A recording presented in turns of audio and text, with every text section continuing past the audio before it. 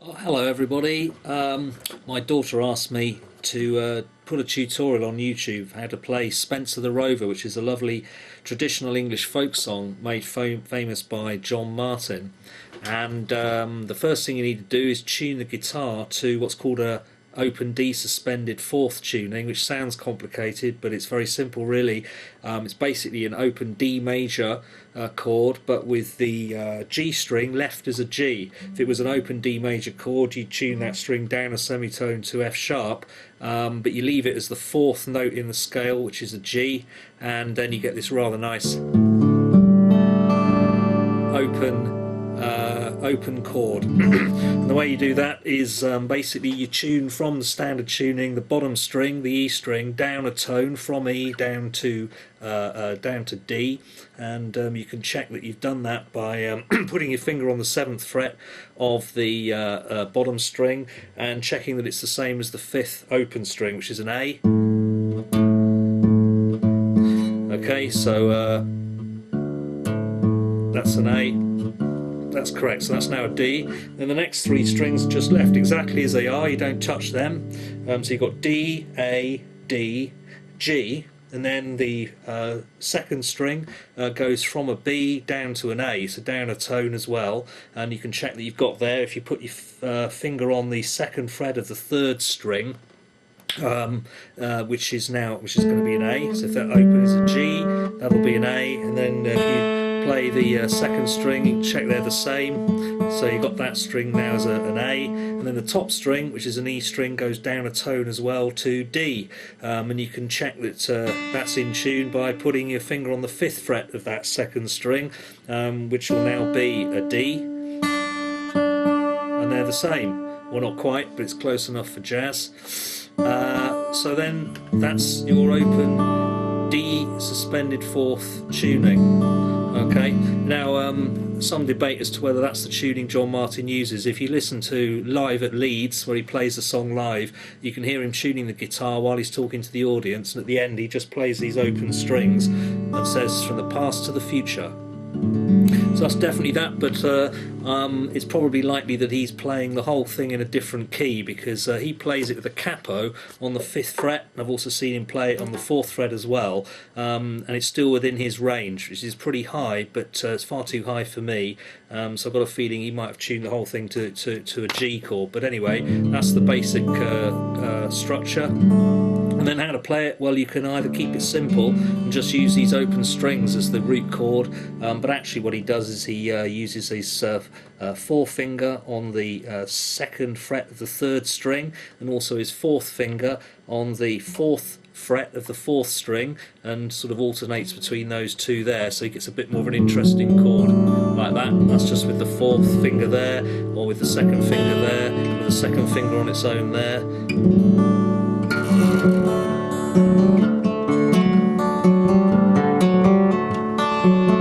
And that's the first chord. The second chord is reaching back with your forefinger and covering the bottom two strings on the 2nd fret. So then you get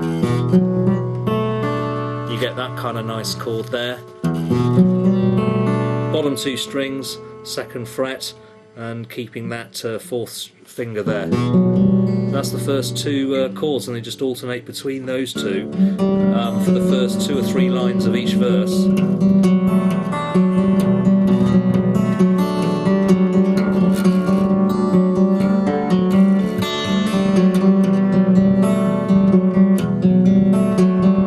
And then for these last 2 lines of each verse, he just slides up and plays the bottom 3 strings on the 5th fret, and then the 4th fret, and then back down to the 2nd fret, covering those bottom 2 strings again. So very simple really, and that is it. That is all you need to know to play Spencer the Rover.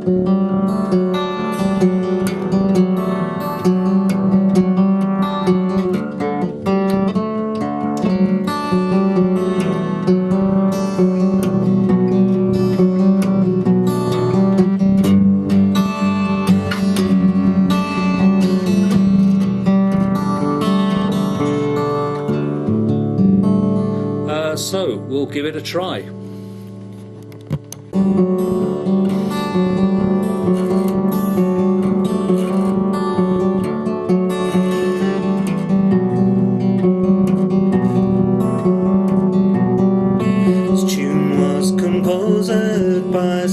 the Rover, as valiant a man as ever left home. But he'd been much reduced, and he'd caused great confusion. That was the reason he started to roll.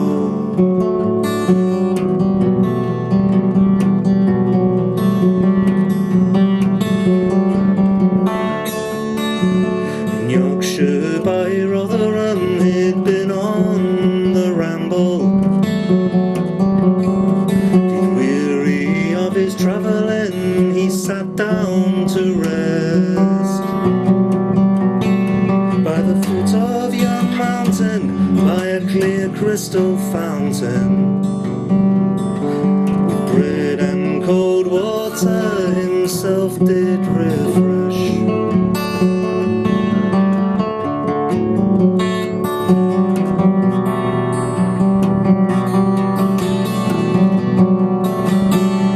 With night fast approaching, to the woods he resorted.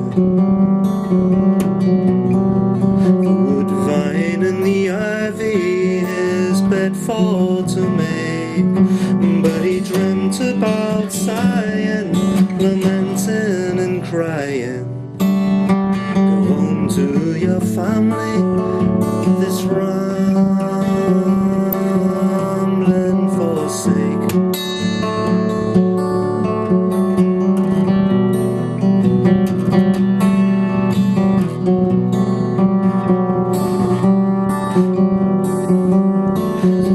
Day of November, I've a reason to remember,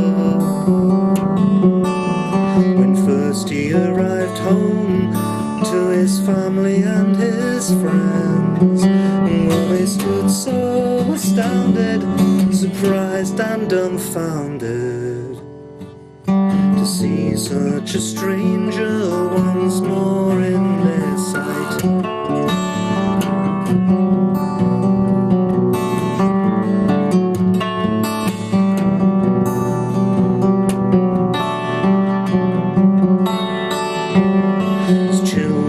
Come around him with their prattle-prattling stories, their prattle-prattling stories to drive care away.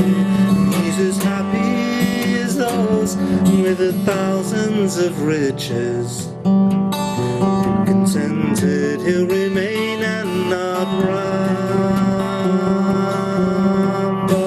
away.